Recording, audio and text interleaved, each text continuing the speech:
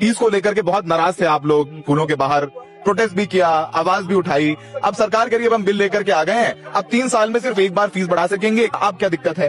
School वालों के लिए बिल है या पेरेंट्स के लिए बिल है? छाती ठोक के कहते हैं कि हमने पेरेंट्स के लिए बिल बनाया है कि 5 पेरेंट होंगे, 5 स्कूल के होंगे और वो फीस बढ़ाएगा। वो फीस बढ़ाते ही वो अप्रूव्ड फीस हो गई। उनको कैसे पता चला फीस बढ़ी है, सही है गलत है? ऑडिट वाला सिस्टम ही नहीं है कोई। सरकार बदलते ही ऐसा क्यों हुआ है कि सभी स्कूल दिल्ली के एकदम से पेरेंट्स के ऊपर टूट पड़े हैं? हमारी जेबें खाली हो रही है सर, इतनी फीसें हाइक होती जा रही है, परसेंटेज का कोई हिसाब ही नहीं है। बीजेपी को वोट दिया था? बिल्कुल दिया था, और इसीलिए दिया था ताकि हम अपना भविष्य, अपने बच्चों को अच्छा भविष्य दे पाएंगे। बट ये हमने नहीं सोचा था कि बीजेपी हमारे साथ ये करे। तो आप ये मान लीजिए अगर 3000 बच्चों का स्कूल है, उसमें से 450 पेरेंट्स को आपका सपोर्ट आपको चाहिए होगा। 450 पेरेंट्स कहाँ से आएंगे? कभी कभी हमें लगता है हम पागल हैं, हम यहाँ के खड़े हैं, हम पागल हैं, हमें गली में चलते पागल कुत्ते ने काट रखा है जो हम यहाँ के खड़े हैं। उनके अंदर अब अगर आपको फीस बढ़ी हुई फीस के खिलाफ शिकायत भी करनी है तो आप नहीं कर सकते। भारतीय जनता पार्टी एक रट लगाती है, audit audit audit audit audit audit, इसकी ऑडिट, उसकी ऑडिट, उसकी ऑडिट, इसकी ऑडिट का क्या होगा?